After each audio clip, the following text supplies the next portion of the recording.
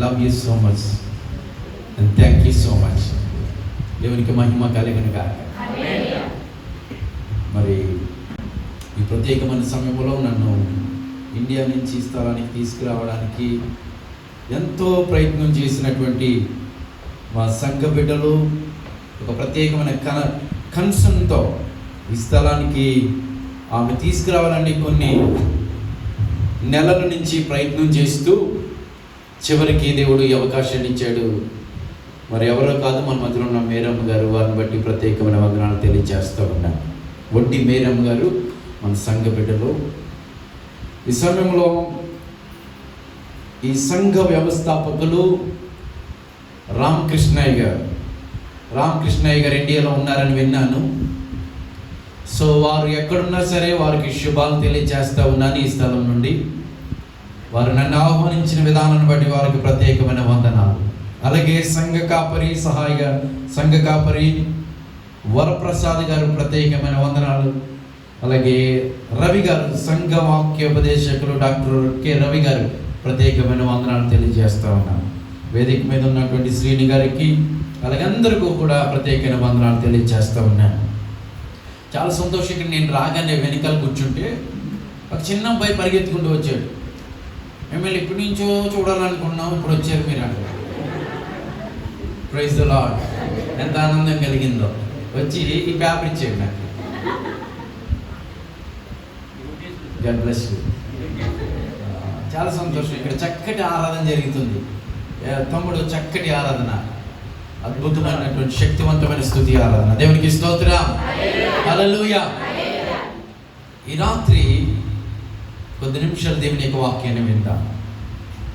వినక ముందు to draw your attention ఒక చిన్న మాట చెప్పినవాళ్ళు.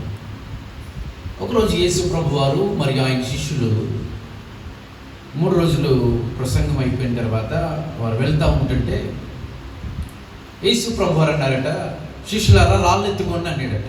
ఏమన్నాడు? శిష్యులారా రాళ్ళు ఎత్తుకోండి అన్నాడట. శిష్యులు అనుకున్నారు, యేసు ప్రభు మాటలు ఏది దాగి ఉన్నదో, ఏ మర్మం, ఏ ఆశీర్వాదం దాగి ఉన్నదో మనకైతే తెలియదు. యేసు ప్రభు చెప్పాడంతే మనం చేయవలసిందని వారికి బరువుకు భారానికి మించి పెద్ద పెద్ద రాయిలు తల మీద పెట్టుకుని యేసు ప్రభు వారి వెనకాల ప్రయాణం చేస్తుంటే అందులో పేతురు గారు మాత్రం యేసు ప్రభు వారికి పని లేదు, పాట లేదు, సందర్భం సమయం తెలీదు, ఎప్పుడేమనాలో తెలీదు అని సనుక్కుంటూ అందరూ పెద్ద పెద్ద రాళ్ళు ఎత్తుకుంటే ఈయన మాత్రం చిన్న రాడు ఎత్తుకున్నాడంటే వెనకాల నడుస్తూ ఉన్నాడు. కొమ్మెలం మోయలేని బరువైన భారాన్ని వెనకాల ఎత్తుకుంటూ మోస్తూ వెళ్తూ ఉన్న సందర్భంలో కాస్త దూరమైన యేసు ప్రభు వారు అన్నారట, మీ నెత్తి మీద ఉన్నటువంటి రాళ్ళన్నీ రొట్టెలైపోవునిగా అన్నాడట. అప్పటికే 3 రోజుల నుంచి వీళ్ళకి ఆహారం లేదు. ఇంకొకటి అన్నాడట, ఈ రొట్టెలు మీరు మాత్రమే తినాలి, మీ పక్క వారికి పెట్టకూడదు అన్నాడు. ఇప్పుడు అందరూ హాయిగా కూర్చుని చక్కగా భుజిస్తున్న సందర్భంలో పేతురు గారిది ఎలా ఉన్నది తెలుసా? క్రీమ్ బిస్కెట్ అంత ఉన్నది. ఇలా నోట్లు వేసుకుంటే అయిపోయింది. అప్పటికే ఉపవాసాలు ఉన్నాడు, నిద్ర లేదు, లోపల సనుకున్నాడు. ఇప్పుడు తినేసరి మళ్ళా ప్రయాణం మొదలు పెట్టారంటే యేసు ప్రభు శిష్యులారా రండి వెళ్దాం అనేసరికి యేసు ప్రభు శిష్యులందరూ యేసు ప్రభు వారు వెనకాల వెళ్తూ ఉన్నారు. ఇప్పుడు యేసు ప్రభు వెనకాలకు వచ్చి శిష్యులు ఎవరు పేతురు గారు అంటున్నారట, ప్రభా చెప్పు ప్రభా, ప్రభా చెప్పు ప్రభా. ఏం చెప్పమన్నాడు? రాళ్ళు ఎత్తుకోమని చెప్పమన్నాడు. అప్పుడు యేసు ప్రభు వారు మీరు ఎలానే నవ్వుకున్నారో యేసు ప్రభు వారు కూడా అలాగే నవ్వుకుని మనసులో ఎప్పుడు చెప్పాలో ఆ విషయం నాకు తెలుసని కాస్త దూరం వెళ్ళాక పేతురు గారు అన్నట్టే కోరినట్టే శిష్యులారా రాళ్ళు ఎత్తుకోండి అన్నాడట. శిష్యులందరూ ఒక మాదిరి రొట్టెలు ఎత్తుకున్నారు. ఒక మాదిరి రొట్టెలు ఎత్తుకుంటే పేతురు గారు మాత్రం ఒక 4-5 పిలిచి పెద్ద బరువైనటువంటి రాడును నెత్తి మీద పెట్టించుకుని ఇప్పుడు యేసు ప్రభు వెనకాల వెళ్తా అన్నాడు. ప్రభువా అని ప్రభువా అని ప్రభువా అని యేసు ప్రభుని గోకుతా ఉన్నాడట. ఏమన్నాడు? అని ప్రభువా. ఏమనమంటున్నాడు? రాళ్ళన్నీ రొట్టెలైపోవునిగా కానీ అంటున్నాడట.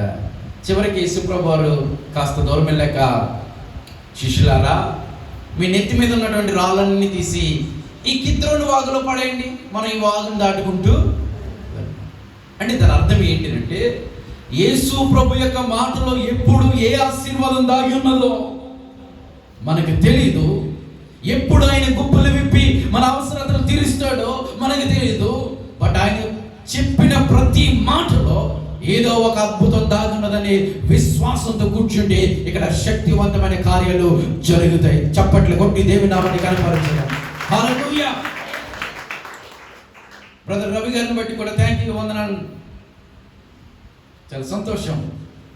ఈ రాత్రి నేను అనుకుంటున్నాను, నాకు ఒక కామన్ వాక్యాన్ని తీసుకుని అన్కామన్గా చెప్పడం అంటే ఇష్టం. అంటే మీకు తెలిసినటువంటి వాక్యమే, చాలాసార్లు విన్న వాక్యమే, కానీ నూతనమైన కోణంలో చెప్పడం అంటే ఇష్టం. సో ఈ రాత్రి ఈ వాక్యాన్ని మనం ధ్యానం చేద్దాం. ఈ వాక్యం ఏంటంటే 5 రొట్టెలు 2 చిన్న చేపలు. మీరు ఆల్రెడీ చాలాసార్లు వినేసి ఉంటారు బహుశా. బట్ ఈ రాత్రి పరిశుద్ధాత్మకు అవకాశం మనం ఇవ్వగలిగితే, the best thing that you can give to the lord, it is your time to the lord. మీరు దేవునికి ఇవ్వగలిగినది శ్రేష్టమైనది ఏమైనా ఉన్నదంటే మీ 2 చెవుల్ని, మీ సమయాన్ని ఇవ్వగలిగితే దేవుడి కార్యాలు జరిగిస్తాయి.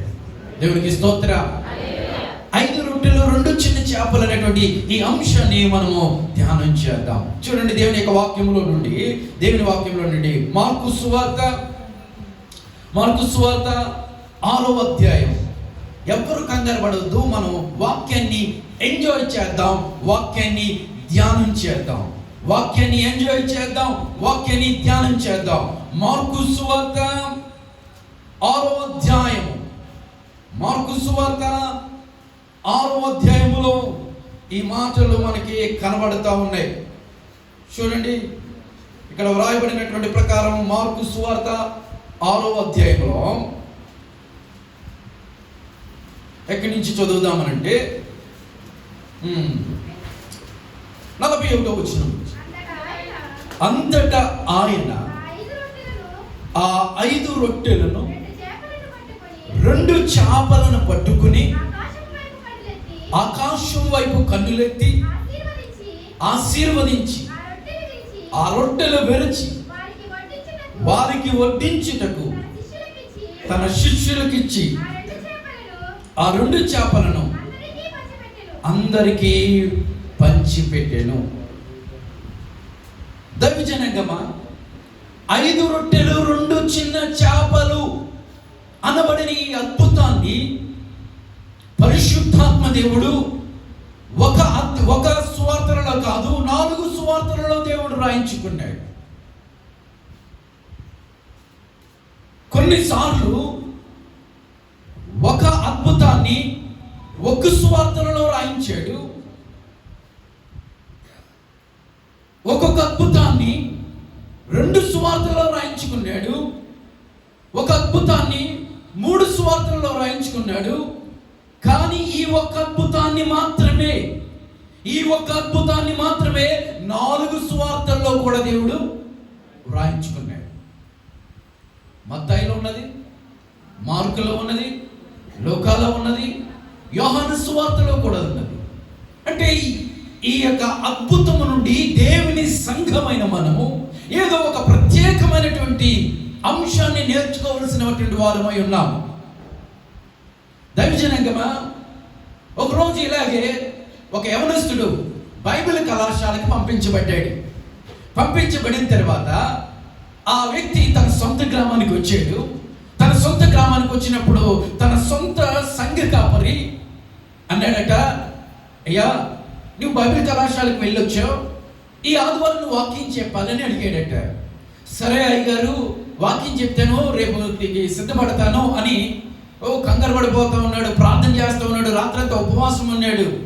ఉదయకాల సమయంలో అందరూ కూడా ఆరాధన చేశారు, అందరూ కూర్చున్నారు. దైవజనులు పిలిచి వాక్యానికి సమయాన్ని ఇచ్చారు. ప్రార్థన చేయడం ప్రారంభించాడు. ఇక కళ్ళు మూసుకుని ప్రార్థన చేస్తూ ఉన్నాడు. ప్రార్థన చేస్తూ ఆమెనని చెప్పాడు, కానీ కూర్చున్నానని చెప్పట్లేదు. ఓ పక్కన టెన్షన్ వచ్చేస్తుంది జనాలను చూస్తుంటే. ఇప్పుడు అంటాడంటే కళ్ళు మూసుకుని 5,000 రొట్టెలు 2,000 చిన్న చేపలు, 5,000 రొట్టెలు 2,000 చిన్న చేపలని యేసయ్య అద్భుతము చేసి 5గురికి పంచిపెట్టాడు. ఇది గొప్ప అద్భుతం, చప్పట్లు కొట్టాలి అన్నాడట. 5,000 రొట్టెలు 2,000 చిన్న చేపల్ని అద్భుతముగా చేసి 5 మందికి పంచిపెట్టాడు. గట్టిగా చప్పట్లు కొట్టనండి. ఎవ్వరు చప్పట్లు కొట్టలేదు. కారణం ఏంటి? 500 రొట్టెలు, 5,000 రొట్టెలు, 2,000 చిన్న చేపలు కాదు. 5 రొట్టెలు 2 చిన్న చేపల్ని అద్భుతంగా చేశాడు. 5,000 రొట్టెలు, 2,000 చిన్న చేపల్ని ఎవరికైనా మనము, ఈ మా ఫ్రెండ్ కూడా పంచిపెట్టేస్తాడు, షూట్ వేసుకున్నాడు కదా, ఆయన కూడా పంచిపెట్టేస్తాడు. లైన్లో రమ్మంటే అందరూ లైన్లో వచ్చేస్తారు. కానీ ఇక్కడ అద్భుతం ఏంటి అంటే 5 రొట్టెలను 2 చిన్న చేపలను 5,000 మందికి ఆహారముగా ఆయన పంచిపెట్టాడు. ఇది గొప్ప అద్భుతము మానవుని సృష్టిలో. దేవునికి స్తోత్రం. ఇది దేవునికి సాధ్యము, దేవునికే సాధ్యము తప్ప ఏ మానవుడికి సాధ్యము కాదు. ఇక్కడ ఈ 5 రొట్టెలు 2 చిన్న చేపలు అద్భుతముగా చేసి 5,000 మందికి పంచిపెట్టాడు. ఇంకా ఎన్ని గంపలు మిగిలాయి? 12 గంపలు మిగిలాయి. ఈ యొక్క అద్భుతము ఎక్కడెక్కడ ఉన్నది మనం ఆలోచన చేస్తే, దేవుని లేఖనాల్లో నుండి ఎక్కడెక్కడ ఉన్నది? మత్తయి సువార్తలో ఉన్నది, మార్కు సువార్తలో ఉన్నది, లూకా సువార్తలో ఉన్నది. మత్తయి సువార్తలో 14వ అధ్యాయము నుండి 14వ అధ్యాయములో 13వ వచనం నుండి 21వ వచనం. మార్కు సువార్తలో 6వ అధ్యాయములు 35 నుండి 44 వచనాలు. లూకా సువార్తలో 9వ అధ్యాయం నుండి 10 నుండి 17 వచనాలు. అలాగే యోహాను సువార్తలో 6వ అధ్యాయం నుండి 1 నుండి 14 వచనాలుగా మనకు కనపడుతున్నాయి. ఇప్పుడు మనం చూచాము, ఇక్కడ కొన్ని సంఖ్యలు కనపడతా ఉన్నాయి. ఏం కనపడుతున్నాయి? కొన్ని సంఖ్యలు కనపడతా ఉన్నాయి. సంఖ్యలు చెప్పండి. కొన్ని సంఖ్యలు ఇందులో కనపడుతున్న సంఖ్యలు ఏంటి చెప్పండి? 5, 2, 12, 50, 100, 5,000. Very good. దైవజనంగమా, సంఖ్యలకు దేవుడు చాలా ప్రాధాన్యతనిచ్చాడు. చూడండి, మనం టీవీ ఆన్ చేస్తే ముందు న్యూమరాలజీ అని ఈ శాస్త్రం ఒకటి ఉంటుంది. వాళ్ళు లక్కీ నెంబర్ కోసం, కారు నెంబర్ కోసం వారు ఆ యొక్క సంఖ్య రావడానికి కొన్ని లక్షలు కూడా ఖర్చు పెడతారు వాళ్ళు.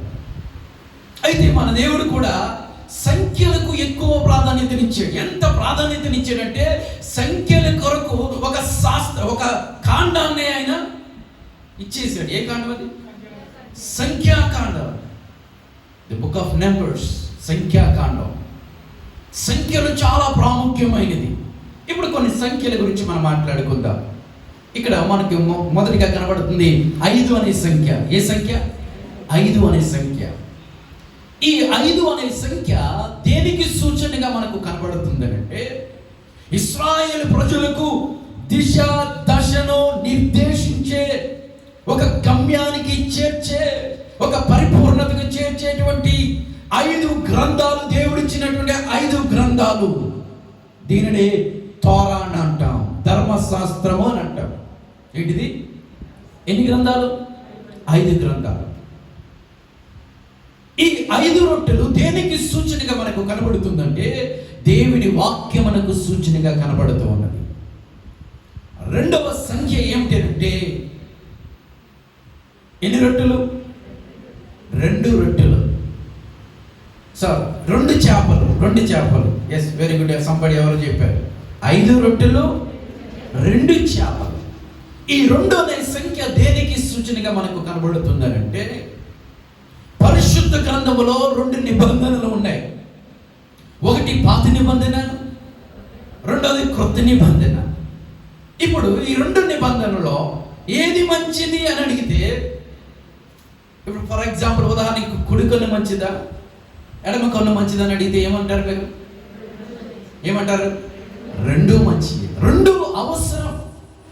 అలాగే 2 అనే సంఖ్య ఈ సంపూర్ణమైనటువంటి గ్రంథాన్ని సూచిస్తున్నట్లుగా మనము చూడవచ్చు.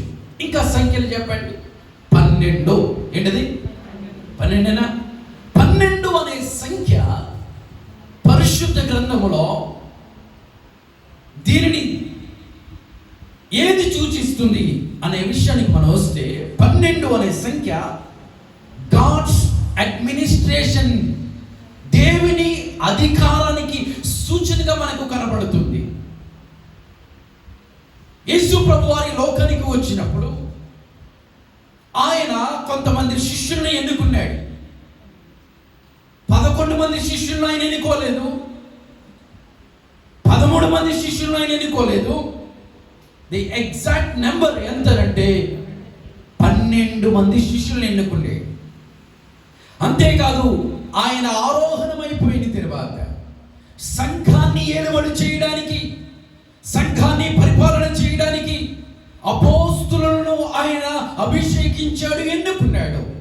ఎంతమంది అపోస్తులు అని మనం ఆలోచన చేస్తే 12 మంది అపోస్తులు.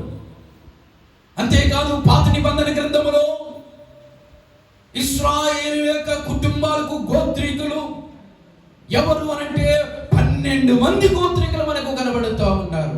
ఆయన సొత్తు, ఆయన జనాంగమైనటువంటి ఆ గోత్రికులు ఎంతమంది అంటే 12 మంది గోత్రికులుగా కనబడుతూ ఉన్నారు. అంతేకాదు, భూమి మీద నుండి మనం పరలోకానికి వెళ్తే అక్కడ 24 పెద్దలు ఉంటారు. దేవుని సింహాసనానికి ఇటువైపు ఎంతమంది? 12 మంది. ఇటువైపు ఎంతమంది? 12 మంది. 24 పెద్దలు పరిపాలన చేస్తారు. ఈ 12 అనే సంఖ్య దేనికి సూచనగా కనబడుతుందనంటే దేవుని అధికారానికి సూచనగా కనబడుతుంది. ఎన్ని గంపలు మిగిలాయి? 12 గంపలు మిగిలినట్లుగా మనం చూస్తూ ఉన్నాం. దైవ జనాంగమా, 50 అనేటువంటి సంఖ్య గురించి ఆలోచన చేస్తే 49వ దినము తర్వాత 50వ దినము పెంతెకొస్తు దినము. దేవునికి స్తోత్రం. చప్పట్లు కొట్టి దేవుని నామాన్ని ఘనపరచడం. హల్లెలూయా. 50వ దినమున పెంతెకొస్తు దినముగా మనము చూస్తూ ఉన్నాము. ఇలా మనం ఆలోచన చేస్తే అనేక విషయాలు, సంఖ్యల గురించి మనం మాట్లాడుకోవచ్చు. 100, ఇక 5,000 మంది, ఇలాంటివి మనం గమనించవచ్చు. కానీ సమయం లేదు, మనము ముందుకు వెళ్దాం. ఇక్కడ జరిగిన సంఘటన 3 విషయాల్లో మీకు అందించాలని ఆశపడుతూ ఉన్నాను. ఇక్కడ యేసు ప్రభువారు ప్రజలకు ఏమిచ్చారట? ఏమిచ్చారు? రొట్టెలు చేపలు ఇచ్చారు. రొట్టెలు చేపలు ఇచ్చారు. రొట్టె అనేది మానవుడి చేతితో తయారు చేయబడింది. చేపలు అనగా దేవుని సృష్టి, అనగా దేవుని యొక్క స్పిరిచువల్ బ్లెస్సింగ్, ప్రకృతి పరమైన ఆశీర్వాదాలు, నేచురల్ బ్లెస్సింగ్ మరియు స్పిరిచువల్ బ్లెస్సింగ్. పైనుండి వచ్చే ఆశీర్వాదాలు, ప్రకృతి పరమైన ఆశీర్వాదాలతో దేవుడు నింపుతున్నట్లుగా మనం చూస్తూ ఉన్నాం. దైవ జనాంగమా, యేసు ప్రభువారు వచ్చిన వారికి ఏం పెడుతున్నాడు అంటే ఆయన రొట్టెలను మరియు చేపలను వారికి ఆహారంగా పెడతా ఉన్నాడు. నేను అనుకుంటాను మనసులో, యేసు ప్రభువారు చికెన్ బర్గర్ తినలే. ఏం తిన్నాడు?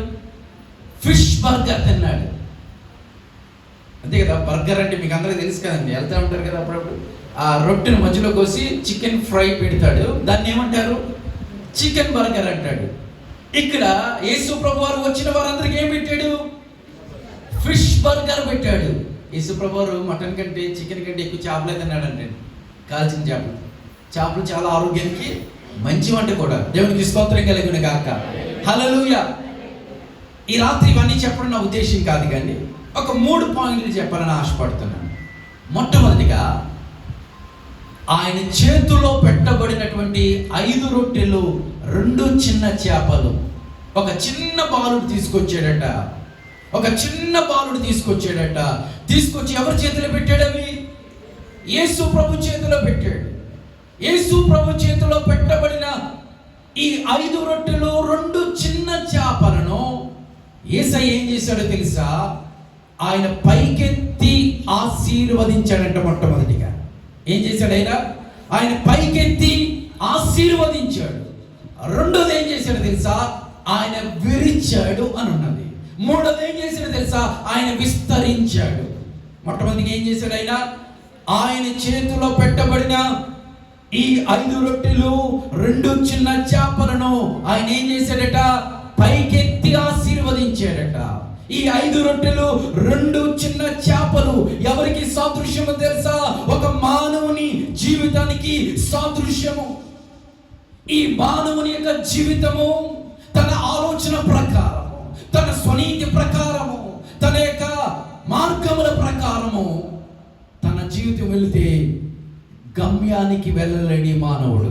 కానీ తన జీవితాన్ని, తన చిన్న జీవితాన్ని యేసయ్య చేతుల్లో పెడితే, ఏ చేతులైతే నిర్మించాయో, ఏ చేతులైతే సిలువలో గాయపడ్డాయో, ఆ చేతిలో ఈ చిన్న జీవితాన్ని పెడితే ఆయన ఏం చేస్తాడు తెలుసా? ఈ 5 రొట్టెలు, ఈ 2 చిన్న చేపలు దేనికి సాదృశ్యం తెలుసా? ఒక జీవితాన్ని, మానవుని జీవితానికి సాదృశ్యంగా కనబడుతూ ఉన్నాయి. ఇప్పుడు ఈ మానవుని జీవితం ఎవరి చేతిలో ఉన్నది? యేసయ్య చేతిలో ఉన్నది. ఇప్పుడు యేసయ్య చేతిలో ఉన్నటువంటి ఈ జీవితాన్ని, ఈ చిన్న 5 రొట్టెలు 2 చిన్న చేపల్ని ఆయన ఏం చేశాడు తెలుసా? మొట్టమొదటిగా పైకెత్తి ఆశీర్వదించాడు. అందరూ చెప్పండి, పైకెత్తి ఆశీర్వదించాను. దాని అర్థం ఏంటో తెలుసా?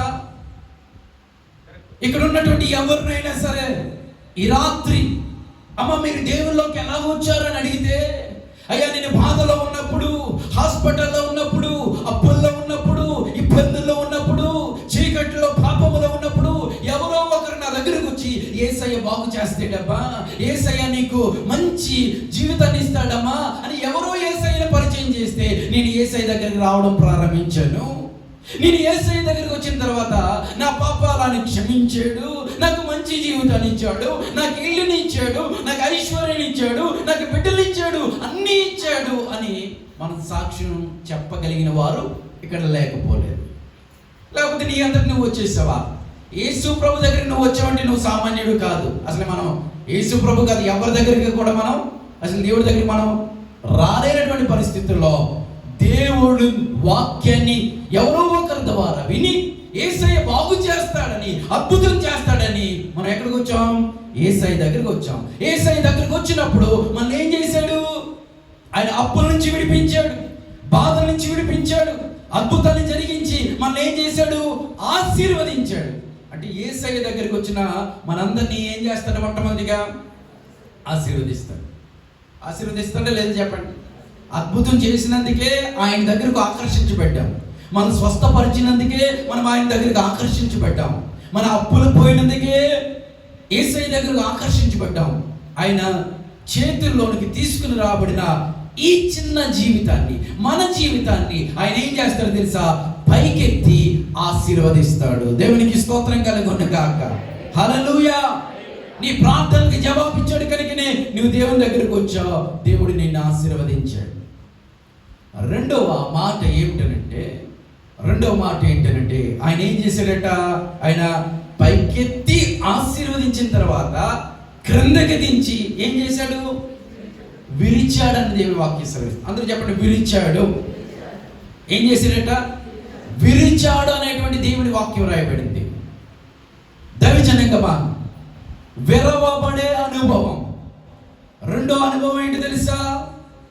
ఆయన చేతుల్లో పెట్టబడినటువంటి మన జీవితాన్ని దేవుడు ఒక ఉన్నతమైన స్థాయికి తీసుకుని వెళ్తాడు, ఆయన ఆశీర్వదిస్తాడు. ఇప్పుడు రెండవ అనుభవం ఏంటి తెలుసా?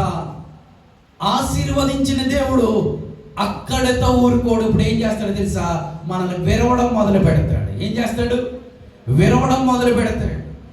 విరవబడే అనుభవం గుండా మనం వెళుతున్నప్పుడు మన జీవితాల్లో ఏమాత్రం కూడా సంతోషం ఉండదు. మనకు వచ్చిన కష్టాలను బట్టి, నష్టాలను బట్టి మనం విరవబడే అనుభవంలోకి వెళుతున్నప్పుడు మనకంత ఎంత మాత్రమో సంతోషము మనకి కలగదు. ఒకప్పుడు ఆశీర్వదించిన దేవుడే, ఒకప్పుడు దీవించిన దేవుడే, ఇప్పుడు ఆయన మీద మనం ఏం చేస్తాం తెలుసా? ఫిర్యాదు చేస్తాము. అసలు నేను ప్రార్థన చేస్తున్న దేవుడు ఉన్నాడా? ఎందుకు నాకు ఇంత శ్రమలు? లోకము నుండి నేను దూరంగా ఉన్నా, పరిశుద్ధంగా బ్రతుకుతున్నా, ఎందుకు నాకు ఈ శ్రమలు? ఇంత శ్రమలు ఎందుకు నాకు? లోకంలో ఉన్న వారే బాగున్నారు కదా, దేవుని నమ్ముకున్నా, ఉపవాస ప్రార్థనకి వెళ్తున్నా, కానుకలు ఇస్తున్నా, నాకే ఎందుకు ఈ శ్రమలు రావాలి అనిపిస్తుంది. ఎప్పుడు తెలుసా? విరవబడే సమయము గుండా మనం వెళుతూ ఉన్నప్పుడు. దేవునికి స్తోత్రం, హల్లెలూయా. విరవబడే అనుభవం కావాలా మీకు? విస్తరించబడే అనుభవం కావాలా? విరవబడకోకుండా విస్తరించబడే అనుభవంలోనికి నీవు వెళ్ళలేవు. విరవబడుతున్న సమయంలో చాలా మంది త్రోవ తప్పి, అయ్యో ఇంకా దేవుని కూడా విసర్జించి వారు వెనకడుగు వేసి లోకంతో రాజీ పడిపోయి వెళ్ళిపోయినట్లుగా మనం చూస్తూ ఉన్నాం. మా సంఘంలో ఒక ఆమె ఉన్నది, ఆమె అన్యురాలు. ఆమెకు ఎవరో చెప్పారు ఆమె చాలా కష్టాల్లో ఉన్నది. ఆమె తనకి 2 పిల్లలు పుట్టారు, చిన్న వయసు. ఆమెను తన భర్త వదిలేసి వెళ్ళిపోయాడు. ఆమె ఏ చెడ్డ పని చేయలేదు, ఏ తప్పు చేయలేదు, చాలా మంచి ఆవిడ. అయితే ఆవిడ చెప్పారు యేసుప్రభు నమ్ముకుంటే యేసుప్రభు అద్భుతాలు చేస్తాడని. ఆమె నమ్మింది. ఆ రోజు నుంచి దైవజనుల ప్రార్థన బట్టి మా మందిరానికి రావడం ప్రారంభించింది. దేవుడు ఆ విధంగా ఈ విధంగా దేవుడు సమకూరుస్తూ ఉన్నాడు. వారి కుటుంబాన్ని పోషిస్తూ ఉన్నాడు. వారి యొక్క కుమార్తెకు కొన్ని సంవత్సరాల తర్వాత వారి కుమార్తెకి మంచి వివాహం జరిగింది. అయితే ఉన్నట్టుండి ఆత్మలో ఎదుగుతున్నటువంటి సందర్భంలో, బలపడుతున్న సందర్భంలో మా దేవుడు గొప్ప కార్యం జరిగించాడండి. మా హస్బెండ్ లేకపోయినా, నా భర్త లేకపోయినా నా యొక్క కుమార్తెకు మంచి జీవితాన్ని ఇచ్చాడండి దేవుడు అంటున్న సందర్భంలో తన కుమార్తెకి 2 మంచి బిడ్డలు పుట్టారు. మంచి హ్యాండ్సమ్ బిడ్డలు పుట్టారు. 2 బిడ్డలు పుట్టారు. ఇంత వయసులో తన తల్లిని విడిచిపెట్టి, ఏ వయసులో అయితే తన బిడ్డలు ఉన్నప్పుడు తన తండ్రి అనగా తన భర్త విడిచిపెట్టేసి వెళ్ళిపోయాడో, అదే సమయంలో తన కుమార్తెను కూడా తన భర్త విడిచిపెట్టేసి వెళ్ళిపోయాడు. ఇప్పుడు ఆమె రోజు నాకు ఫోన్ చేసి అన్నది, జాష్ బాబు గారు, యేసుబాబు ఏం చేస్తాడండి? యేసుబాబు అన్యాయస్తుడండి. ఏమన్నది? యేసుబాబు అన్యాయస్తుడండి. ఏం చేశాడండి మాకు? ఏం చేశాడండి? ఏ మేలు చేశాడండి మాకు? యేసు ప్రభు బాగానే క్రొత్తలో ఉన్నప్పుడు బాగానే లాక్కుంటాడు, ఆకర్షిస్తాడు, ఏదో ఒక మంచి చేస్తాడు, ఆ తర్వాత చుక్కలు చూపిస్తాడు అన్నది ఆమె. అప్పుడు నేను అన్నాను, అమ్మా దేవుడు అలాంటోడు కాదమ్మా, అన్యాయస్తుడు కాదమ్మా, మనం ఆరాధిస్తున్న దేవుడు మంచి దేవుడమ్మా. నువ్వు అనొద్దు, నోటితో దూషించొద్దు, ప్రార్థన చేయి, దేవుడు ఏదో గొప్ప మేలు దాచి ఉంచాడు అని ఆమెకి నేను చెప్పాను. ఆమె విరవబడే అనుభవంలో నుండి వెళ్తున్నది, ఆశీర్వదించబడే అనుభవం నుండి విరవబడే అనుభవంలోనికి వచ్చింది. విరవబడే అనుభవంలో ఆమె అన్నది, అయ్యా యేసుబాబు అన్యాయం చేశాడండి మాకు. ఏ మంచి చేశాడని ఉండమంటారు? మీరు అలా మాట్లాడతారేంటి? నీకు ఫోన్ చేసినప్పుడు, అమ్మ అలాగనొద్దు, నేను ప్రార్థన చేస్తాను, దేవుడు సహాయం చేస్తాను. వారు ఎంత బాధలు పడ్డారో తెలుసా? వాళ్ళకి ఒక కుమారుడు, ఆ అబ్బాయి పేరు కూడా చెప్తున్నా, నాయుడు ఆ బాబు పేరు. ఆ బాబు హాస్టల్లో చదువుకుంటూ, దొడ్డిపట్ల హాస్టల్లో చదువుకుంటూ తన తల్లికి తన అక్కకి ఆహారం తీసుకొచ్చేవాడు క్యారేజీలో. అంత ఘోరమైన స్థితిలోనికి వెళ్ళిపోయారు. మేము ప్రతి ఆదివారం అమ్మ క్రమం తప్పకుండా రండి, దేవుడు ఏదో ఒక అద్భుతాన్ని దాచి ఉంచాడు, నువ్వు కంగారు పడవలసిన అవసరం లేదు. ఎక్కడైతే పడిపోయావో, ఎక్కడైతే ఓడిపోయావో, ఎక్కడైతే అవమానపరచబడ్డావో, అదే స్థలంలో God is going to lift you, దేవుడు నిన్ను ఘనపరచబోతున్నాడని చెప్పినప్పుడు ఆమె మరలా నిరీక్షణ పొందుకున్నది. కొన్ని సంవత్సరాల తర్వాత ఆమె మా దగ్గరకు వచ్చి చెప్తున్న సాక్ష్యం ఏంటి తెలుసా? జాష్ బాబు గారు, నా కుమారుడు ఇంజనీరింగ్ పూర్తి చేశాడు, నా కుమారుడికి జాబ్ వచ్చింది. మొదటి జాబే ఏ జాబ్ తెలుసా? బోష్ కంపెనీలో ఒక ఉన్నతమైన జాబ్ వచ్చింది. నెలకి 2 లక్షల శాలరీ. BOSCH Bosch company. ఇదంటే చాలా విలువైన కంపెనీ. ఇప్పుడు అందరూ రావడం ప్రారంభించారట. ఏ చుట్టాలైతే కాదనుకున్నారో, ఏ బంధువులైతే కాదనుకున్నారో, ఇప్పుడు అందరూ రావడం ప్రారంభించారు. తన భర్త కూడా, తన కుమార్తె భర్త కూడా పరిగెత్తుకుంటూ వచ్చారట. దేవునికి స్తోత్రం కలుగునుగాక. హల్లెలూయా. విరవబడే అనుభవం ద్వారా నువ్వు వెళ్ళకుండా విస్తరించబడే అనుభవంలోనికి నీవు వెళ్ళలేవు. విస్తరించబడే అనుభవం అంటే ఏంటి తెలుసా? ఆశీర్వాదం 2 సార్లు మనం మల్టిప్లై చేసుకోవడం. ఫర్ ఎగ్జాంపుల్, ఉదాహరణకి నువ్వు ఏదైనా ఒక బిల్డింగ్ కట్టాలనుకోండి, గ్రౌండ్ ఏం చేయాలి? నువ్వు బ్రేక్ చేయాలి. గ్రౌండ్ ఏం చేయాలి? బ్రేక్ చేయాలి. ఒక పొలంలో నుంచి పంట బయటికి రావాలనుకోండి, ఉండి పొలాన్ని ఏం చేయాలా? విరగొట్టాలి లేదా దున్నబడాలి. ఆకాశములో నుండి వర్షము పడాలంటే కిందకి ఈ 2 క్లౌడ్స్ మేఘాలు ఏమవ్వాలా? విడిపోవాలి లేదా ఏమవ్వాలి? బ్రేక్ అవ్వాలి. ఒక విత్తనాన్ని నువ్వు నాటావు, ఆ విత్తనం భూమిలోనికి వెళ్ళి అది ఏమవ్వాలా? పగలాలి, అది విరగొట్టబడాలి. అప్పుడే జీవము, ఒక వృక్షం బయటకు వస్తుంది, వేలాది ఫలాలు బయటికి వస్తాయి. ఒక కోడిగుడ్డు దానంతట అది పగిలితే ఒక జీవం బయటకు వస్తుంది. నువ్వు పగలగొడితే ఆమ్లెట్ అవుతుంది. దానంతట అదే పగిలితే ఒక జీవం బయటకు వస్తుంది. కాబట్టి దైవజనంగమా, యేసు ప్రభు యొక్క చేతిలో పెట్టబడిన ఈ చిన్న జీవితాన్ని యేసయ్య ఆశీర్వదించాడు. ఆ తర్వాత ఆశీర్వాదంతో దేవుడు తృప్తి పొందలేదు. ఈ చిన్న బిడ్డని విస్తరించాలి, ఈ చిన్న బిడ్డ 2 ఆశీర్వాదాలకు కారణం కావాలని ఒక ఆలోచన, ఒక ఉద్దేశాన్ని కలిగి ఇప్పుడు ఏం చేస్తున్నాడు తెలుసా? తన చేతిలో పెట్టబడిన ఈ 5 రొట్టెలు 2 చిన్న చేపలని, ఈ చిన్న జీవితాన్ని యేసయ్య ఏం చేశాడు తెలుసా? విరవడం ప్రారంభించాడు. ఏం చేశాడు? విరగొట్టబడే అనుభవం ద్వారా వెళ్తున్నప్పుడు మనకంత సంతోషము కలదు.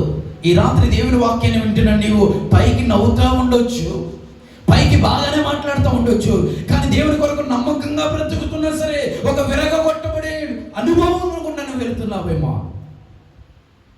నీకున్న సమస్యలను బట్టి, నీకున్న అవమానాలను బట్టి ఎవరికి చెప్పుకోలేనటువంటి పరిస్థితుల్లో, అయ్యా నేను ఇంత భక్తి చేస్తూ ఉన్నాను, ఇంత నమ్మకంగా ఉంటున్నాను, అయినా నా జీవితంలో ముందుకు కదలలేని పరిస్థితి నాకు అర్థం కావడం లేదు. అసలు నేను ప్రార్థిస్తున్న దేవుడు, the God I am praying, is he alive, ఆయన సజీవుడా అనే ఆలోచనకు కూడా మనము రాకమానలేదు. ఎందుకంటే మన చుట్టూ పరిస్థితులు, ఒకవేళ ఈ రాత్రి అలాంటి పరిస్థితులు గుండా వెళుతున్నావేమో, ఈ రాత్రి ఒక విషయం అర్థం చేసుకో. నువ్వు విరగొట్టబడే అనుభవం దుకుండా వెళ్ళకోకుండా విస్తరించబడే అనుభవంలోనికి నీవు వెళ్ళలేవు. నువ్వు విస్తరించబడాలి అంటే, 2 ఆశీర్వాదాలకు కారణభూతుడిగా ఉండాలంటే నువ్వు ఖచ్చితంగా విరవబడే అనుభవం ఉండాలి. ఎన్ని శోధనలు అయితే వస్తూ ఉన్నాయో అన్ని ఆశీర్వాదాలు నీ కొరకు దాచి ఉంచాడు. దేవునికి స్తోత్రం. యోబు తన జీవితంలో ఏ అన్యాయం చేయలేదు, ఏ అక్రమము చేయలేదు, ఎవరికి కీడు చేయలేదు. దేవుణ్ణి నమ్మకంగా ఆరాధిస్తూ ఉన్నాడు. యథార్థవంతుడు, న్యాయవంతుడు అయినటువంటి యోబు తన జీవితంలో అకస్మాత్తుగా భయంకరమైన శోధన వచ్చింది. ఆ సమయంలో పిల్లలను పోగొట్టుకున్నాడు, ఆస్తిని పోగొట్టుకున్నాడు, సంపాదన పోగొట్టుకున్నాడు. చివరికి తనను ప్రేమించవలసిన తన భార్య ఏమంటుందో తెలుసా? నీ దేవుణ్ణి దూషించి చనిపోనండి, ఇంకా ఎందుకు దేవుడు అని వేలాడతావని ఆమె దూషించి వెళ్ళిపోయింది. ఆ సమయంలో కూడా ఒక్క మాట కూడా యోబు మాట్లాడలేదు.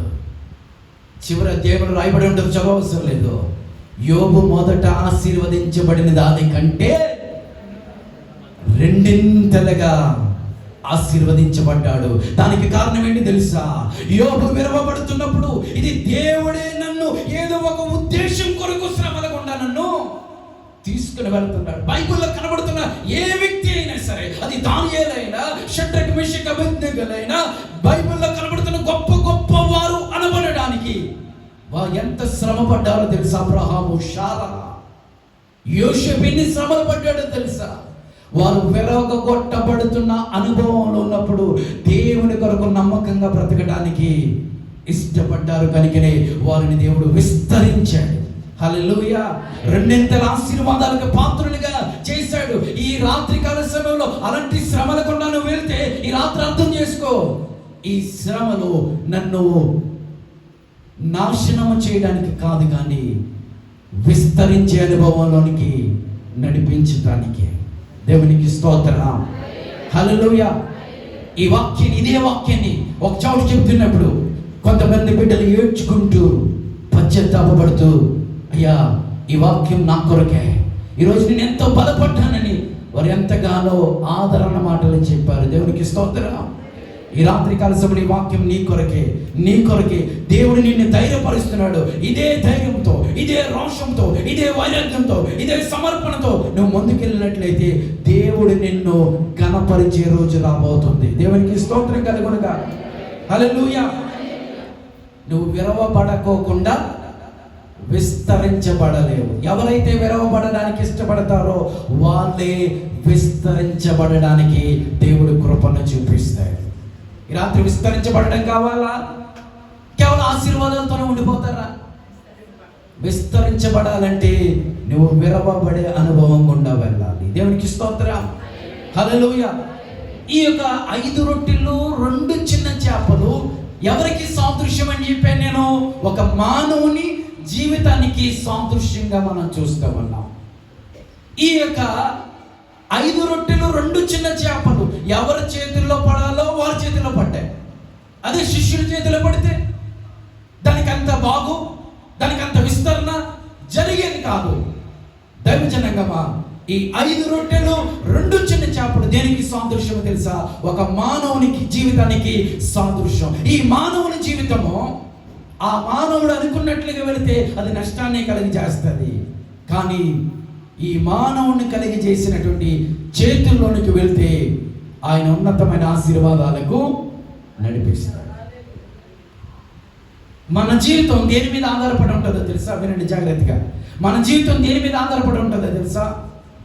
మనం ఎవరి చేతుల్లోకైతే వెళ్ళాలో వారి చేతుల మీద ఆధారపడి ఉంటుంది. దేవునికి స్తోత్రం కలుగును గాక. హల్లెలూయా. ఉదాహరణకి చెప్తాడు వినండి.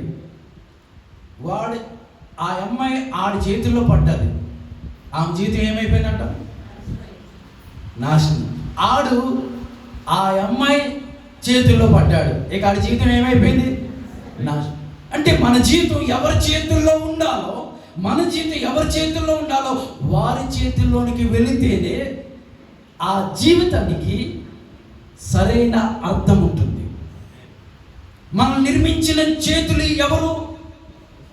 ఆయన ఏదేను తోటలో ఆయన నేలకు వంగి ఆయన చేతులు మనం నిర్మించి, మనం పాపులుగా ఉన్నప్పుడు మన కొరకు సిలువలో ఆయన చేతుల్లో మేకులు ఉంచబడ్డాయి. మనం సృష్టించినటువంటి దేవుని చేతుల్లోనికి మన జీవితం వెళితే ఆయన మనల్ని కోరిన రేవుకు నడిపిస్తాడు. దేవునికి స్తోత్రం. హల్లెలూయా. ఫర్ ఎగ్జాంపుల్, ఒక వాటర్ బాటిల్ ఉన్నది. ఈ వాటర్ బాటిల్ ఇక్కడ ఒక 10 రూపాయలు అనుకోండి. అదే కంపెనీలో కొంటే 5 రూపాయలు అనుకోండి. షాప్లో కొంటే 10 రూపాయలు. అదే వాటర్ బాటిల్ థియేటర్లో కొంటే 20 రూపాయలు. అదే ఎయిర్పోర్ట్లో కొంటే 40-50 రూపాయలు. అదే దుబాయ్ షాపింగ్ మాల్లో కొంటే. ఒకసారి నేను ఇలాగ సువార్త చెప్పడానికి దుబాయ్ దేశం ఆహ్వానించబడినప్పుడు మా ఫ్రెండ్స్ కొంతమంది తీసుకెళ్ళారు. ఇక్కడికి తీసుకెళ్తే అయ్యారు మిరిండా తాగుదామన్నారు. సరే అన్నారు. మిరిండా తాగాం. 2 మిరిండా తాగితే ఎంత వేసాడో తెలుసా? $70. అంటే 70 దుబాయ్ దిరమ్స్ వేసాడు. ఆ లెక్క కడితే ఎంత వచ్చిందో తెలుసండి? ఇంచుమించుగా ఒక 2000 రూపాయలు అయ్యింది 2 మిరిండాకి. అదే మనం బయట తాగితే 20 రూపాయలు. అంటే ఈ బాటిల్లో ఉన్న స్టఫ్, ఈ బాటిల్లో ఉన్న నీరు ఒకటే, కానీ అది పెట్టేటువంటి స్థలాన్ని బట్టి దాని విలువ ఆధారపడి ఉన్నది. దేవునికి స్తోత్రం కలుగును గాక. ఈ రోజు నీ జీవితం దేని మీద ఆధారపడి ఉన్నది తెలుసా? నువ్వు ఎవరి చేతుల్లో ఉండాలో వారి చేతుల్లో ఉంటేనే నీ జీవితానికి ఒక సురక్షితమైన భవిష్యత్తుని దేవుడు ఇస్తాడు. అర్థమైన వారు దేవునికి స్తోత్రం చేయండి. హల్లెలూయా. అంటారు కదా, ఆ చేతుల్లో పడిపోయినట్టు నాశనం అయిపోయాను. నాకు తెలుసు, ముందే తెలుసు వాడు ఎలాంటోడని తెలుసు, అయినా నేను వినలే, ఆ మాట వినలే. ఈ రాత్రి చెప్తున్నాను, ఆ చిన్నవాడు తన జీవితాన్ని ఎవరి చేతుల్లో పెట్టలేదు, డైరెక్ట్గా తీసుకొచ్చి యేసయ్య చేతుల్లో పెట్టాడు. దేవునికి స్తోత్రం. హల్లెలూయా. ఉదాహరణకి అనుకుందాం, నా చేతిలో రాడు ఉన్నదనుకోండి. నా చేతిలో రాడు ఉంటే నేనేం చేస్తాను? ట్యూబ్ లైట్లను లేకపోతే మామిడికాయలను వెళ్ళేవాళ్ళు ఏం చేస్తాను? నేను గాయపరుస్తాను, కొడతాను. కానీ ఇదే రాడు ఎవరి చేతుల్లో ఉండాలో వారి చేతుల్లోకి వెళ్తే ఈ రాడుకు సరైనటువంటి అర్థం ఉంటుంది. నా చేతుల్లో ఏదైనా ఒక రాడు ఉంటే నేను గాయపరుస్తాను, ఇతరులను బాధ పెడతాను. కానీ ఇదే రాడు దావీదు చేతిలో ఉంటే గొలియాతు అయినటువంటి శత్రువు అయినటువంటి ఫిలిస్తీన్ల ఆజానుబాహుడైనటువంటి ఈ గొలియాతును చంపగలిగింది దావీదు చేతిలో ఉన్న. అదే నా చేతిలో ఉంటే ఆ రాయికి అర్థం వచ్చేది కాదు. కానీ ఇదే రాడు దావీదు చేతిలో ఉండగలిగితే శత్రువును ఓడించగలిగింది. దేవునికి స్తోత్రం. నా చేతిలో ఒక ఎండిపోయిన కర్ర ఉన్నదనుకోండి, నేనేం చేస్తాను?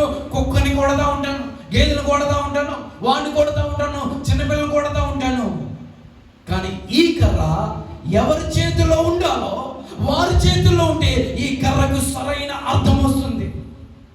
ఇదే కర్ర పాత నిబంధన గ్రంథములో ఎర్ర సముద్రం అడ్డుగా ఉన్నప్పుడు, ఫరో సైన్యం తరకుండా వస్తున్నప్పుడు ఏం చేయాలో దిక్కు తోచని పరిస్థితుల్లో దేవుడు అంటాడు, మోషే నీ చేతిలో ఏమున్నదనగానే కర్ర అనగానే, కర్రతో ఇలాగనగానే ఆ ఎర్ర సముద్రము 2 పాయలుగా అయింది. చప్పట్లు కొట్టి దేవుని నామాన్ని కనపడుతుంది. హల్లెలూయా. ఈ కర్ర ఎవరి చేతుల్లో ఉండాలో వారి చేతుల్లో ఉంటేనే ఆ కర్రకి సరైన అర్థం వస్తుంది. మన జీవితం ఎవరి చేతుల్లోకి వెళ్ళాలో వారి చేతుల్లోనికి వెళ్తేనే దానికి సరైనటువంటి భవిష్యత్తు ఉంటుంది, అర్థం వస్తుంది. ఎవరి చేతుల్లోనికి వెళ్ళాలి? ఎవరు సరైనటువంటి వాడంటే నిన్ను నిర్మించిన వాడు సృష్టికర్త. ఆయన నీ కొరకు సిలువలో మరణించాడు. ఆయన చేతుల్లో గాయాలు ఉన్నాయి. ఆయన ఇప్పటికీ పిలుస్తూ ఉన్నాడు, చేతులు చాపి ఆయన రమ్మంటున్నాడు. దేవునికి స్తోత్రం కలుగునుగాక. హల్లెలూయా. ఈ రాత్రి నేను రొట్టెల కోసం బిస్కెట్ల కోసం చెప్పడానికి రాలా. ఈ 5 రొట్టెలు 2 చిన్న చేపలు ఒక మానవుని జీవితానికి సాదృశ్యంగా కనబడుతున్నాయి. ఈ మానవుని జీవితం వాని ఆలోచన ప్రకారం వెళితే దానికి సరైన గమ్యము ఉండదు. ఈ మానవుని జీవితం ఏ చేతులైతే నిర్మించాయో, ఎవరి ద్వారా అయితే సృజించబడ్డాడో ఆ సృష్టికర్త చేతిలోనికి వెళ్తే ఆయన గొప్పగా వాటిని విస్తరిస్తాడు. దేవునికి స్తోత్రం. ఈ 5 రొట్టెలు 2 చిన్న చేపలను యేసయ్య ఏం చేశాడు తెలుసా? ఆకాశం పైకెత్తి ఆశీర్వదించి విరచి విస్తరించి పంచిపెట్టేసరికి 12 గంపలు ఇంకా మిగిలాయట. దైవజనంగా రొట్టెల కోసం వచ్చావా? రొట్టెలతోనే నీ పని అయిపోతుంది. చేపల కోసం వచ్చావా? చేపలతోనే వెళ్ళిపోతుంది. కానీ నువ్వు ఎలాగ ఉండాలి తెలుసా? యేసు ప్రభుని జీవితాంతం వెంబడించి తన శిష్యుల వలె ఉండాలి. దేవునికి స్తోత్రం. హల్లెలూయా. ఆయన అన్నాడు, మీ చేతిలో ఉన్నదే నా దగ్గరికి తీసుకురండి అన్నాడు. ఏమన్నాడు? మీ చేతిలో ఉన్నదే నా దగ్గరికి తీసుకురండి అన్నాడు. ఆ చిన్నవాడు తన చేతిలో ఉన్న చిన్న జీవితాన్ని యేసయ్యకి ఇచ్చాడు. యేసయ్య ఎంతగా దానిని ఆశీర్వదించాడు. ఒక భక్తుడు అంటాడు, జార్జ్ మొల్లర్ అనే భక్తుడు అంటాడు, నా జీవితం నా చేతుల్లో ఉంటే ఆ జీవితానికి సరైన గమ్యం ఉండదు. నా జీవితం దేవుని చేతిలో ఉంటే దానికి సరైన గమ్యం ఏర్పడుతుందని చెప్పాడు. ఈ రాత్రి యేసయ్య నేను విరవబడే అనుభవం గుండా వెళుతున్నాను. యేసయ్య ఈరోజు వాక్యం ద్వారా నువ్వు నాతో మాట్లాడావు, నన్ను విస్తరించుతున్నావని నేను నమ్ముతున్నాను ప్రభు అని ఒకవేళ ఆత్మ నిన్ను ప్రేరేపిస్తే ఈ రాత్రి కళ్ళు మూసుకుని యేసయ్య నా జీవితాన్ని చేతులకి అప్పగిస్తున్నాను ప్రభా. మరొక్కసారి షల్ వి రీడెడికేట్, మరలా దేవుని చేతికి మనం అప్పగించుదామా. యేసయ్య నేను నీ చేతుల్లోనే ఉండాలి ప్రభువా. యేసయ్య నీ చేతుల్లోనే నేను ఉండాలి ప్రభువా. అపవాది చేతుల్లో కాదు ప్రభువా, నీ చేతుల్లోనే నేను ఉండాలి ప్రభువా అని ప్రార్థన చేసినట్లయితే యేసయ్య దానిని ఏం చేస్తారో తెలుసా? ఆయన అనేక మందికి ఆశీర్వాదకరముగా నిన్ను మారుస్తాడు. ఇది చిన్న వాక్యమే, వినడానికి కనబడడానికి చూడడానికి చిన్న వాక్యమే, కానీ ఇందులో చాలా మర్మము దాగి ఉన్నది. ఈ రాత్రి ఈ మాటలు నీ కొరకే నీ కొరకే నీ కొరకే దేవుడు దాచించాడు. ఈ రాత్రి కాల సమయంలో యేసయ్యా నా జీవితాన్ని మీ చేతులకు అప్పగిస్తున్నాడయ్యా. ఇంతవరకు నాకు అర్థం కాలేదు, నీ కొరకు నమ్మకంగా బ్రతుకుతున్నా, నీ కొరకు ప్రత్యేకంగా బ్రతుకుతున్నా, ఎందుకు ఈ కష్టాలు, ఎందుకు ఈ అవమానాలు, ఎందుకు నీ బంధువులని ప్రభువా ఆలోచన చేస్తూనే ఉన్నాను. నాకు అర్థమైంది, విరవబడకుండా విస్తరించబడే అనుభవానికి నేను వెళ్ళలేను ప్రభువా. ఓ హల్లెలూయా, హల్లెలూయా, హల్లెలూయా, హల్లెలూయా,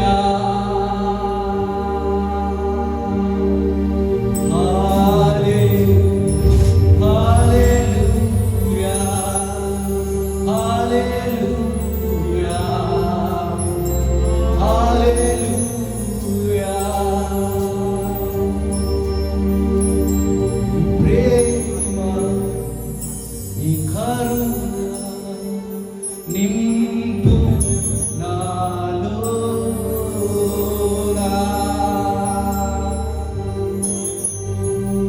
ప్రేమ నీ శక్తి నింపు నాలోనా.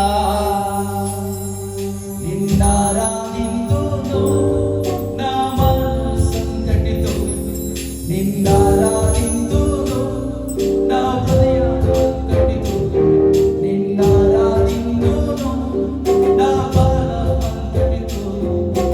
యేసు నీకే, నా ప్రభు నీవే. నీ ప్రేమ నీ శక్తి నింపు నాలోనా. More power, more love, more of you, my life. I will worship you with all of my heart. I will worship you with all of my strength. I will worship you with all of my Yesu నీవే, నా ప్రభు నీవే. యేసు నీవే, నా ప్రభు నీవే.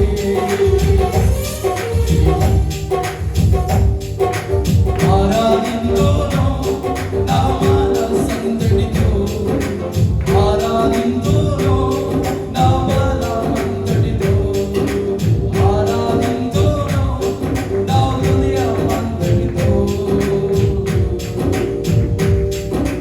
యేసు నీవే, నా ప్రభు నీవే. యేసు నీవే, నా ప్రభు నీవే.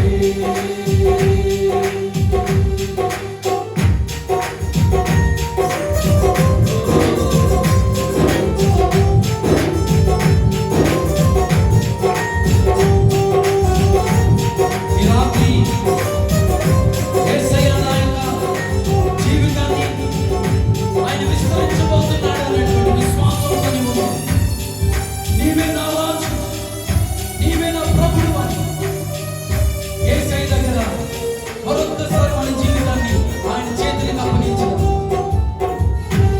ఈ రాత్రి కాల సమయంలో అలాగే కళ్ళు మూసుకుందాం. యేసయ్య రాత్రి నాతో మాట్లాడాడు, యేసయ్య నాతో మాట్లాడాడు అని నువ్వు అనుకుంటే ఈ రాత్రి నీ కొరకు నేను ప్రార్థన చేయడానికి ఇష్టపడుతున్నాను. యేసయ్య నా జీవితాన్ని దర్శించాను. ఏ ఆశీర్వాదం అయితే కోల్పోయానో, ఏ యొక్క దీవెన అయితే కోల్పోయానో, ఏ నిరీక్షణ అయితే కోల్పోయానో, ఏ విశ్వాసాన్ని అయితే కోల్పోయానో, ఏ భక్తిని అయితే కోల్పోయానో, ఇప్పుడు నాకు అర్థమవుతుంది నా ముందు దేవుడు గొప్ప ఆశీర్వాదాన్ని దాచి ఉంచాడు. దాని కొరకు గురి యొద్దకు నేను పరిగెడతానని విశ్వాసం నీకుంటే లేచి నిలబడతామని నేను ప్రార్థన చేస్తాను. నీ కొరకు నేను ప్రార్థన చేస్తాను. మా పరమ తండ్రి, ఇదిగో బిడ్డల ప్రభువా, ఈ రాత్రి నీ వాక్యాన్ని విన్నారు. ఆ చిన్న బిడ్డ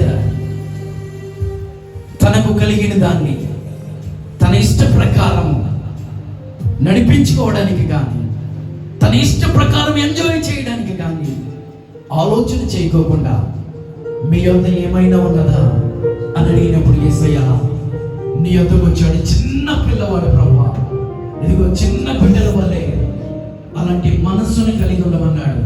ఈ రాత్రి ఏ బిడ్డ అయితే నమ్మకంతో నిలబడిందో, ఏ బిడ్డ అయితే చేతులెత్తి అయ్యా తండ్రి నీ సహాయం కొరకు అయ్యా అర్చిస్తుందో, in the name of Jesus I declare your healing, I declare your fire, your blessing upon them Lord Jesus. యేసు నామములో ప్రతి చీకటి వెలుగుగా మార్చబడునుగా అని ప్రార్థిస్తున్నాను. యేసు నామములో ప్రతి కరువును యేసు నామములో సమృద్ధిగా మార్చండి. అప్పులు తీర్చబడునుగా అని ప్రార్థిస్తున్నాను. అయ్యా తండ్రి జరగవలసిన వివాహాలు జరుగునుగా అని ప్రార్థిస్తున్నాను. అయ్యా సంతానలేమితో బాధపడుతున్న వారికి యేసు నామములో వారి గర్భాలు తెరవబడునుగా అని ప్రార్థిస్తున్నాను. అయ్యా తండ్రి జాబు లేని వారికి జాబును అనుగ్రహించబడునుగా అని ప్రార్థిస్తున్నాను. ఎవరు ఏ విధముగా ప్రభా ఇబ్బందులు పడుతున్నారో వారి కన్నీళ్లను నాట్యముగా మార్చే రోజు వస్తుందని ప్రభా ఈ రోజు వారి ఈ మాటను నమ్ముచున్న ప్రకారం వారి పట్ల గొప్ప కార్యాలు జరిగించమని ప్రభా. మా జీవితాలు నీ చేతిలోనే ఉండాలి ప్రభా. మా జీవితాలు నీ యొక్క చిత్తం ప్రకారమే వెళ్ళాలి ప్రభా. మమ్మల్ని మీ చేతులకు అప్పగించుకుంటూ యేసు నామము పేరిట అడిగి వేడుకుంటున్నాము మా పరమ తండ్రి. ఆమేన్. దయచేసి అందరూ కూర్చుంటారు. ఈ ప్రత్యేకమైన సమయంలో దేవునికి మహిమ ఘనత ప్రభావం చెల్లును గాక. మరొకసారి ఈ సంఘ బిడ్డలందరికీ కూడా ప్రేమపూర్వకంగా వందనాలు తెలియజేస్తున్నాను. ఊర్లో ఉన్నటువంటి మా సంఘ బిడ్డలు, మా తల్లిదండ్రులు కూడా మీకు అందరికీ శుభాలు తెలియజేశారు. ఎందుకనంటే మీ యానివర్సరీకి నేను రావలసిన వాడనే అన్ని సిద్ధపాటు చేసుకొని నేను కూడా సైకలాజికల్గా అంత ప్రిపేర్ అయిపోయింది. సో ఎక్సైటింగ్, నేను చాలా ఆనందపడ్డాను. కానీ తీరా చూస్తే చిన్న పొరపాటు వల్ల మరి అది వెనక్కి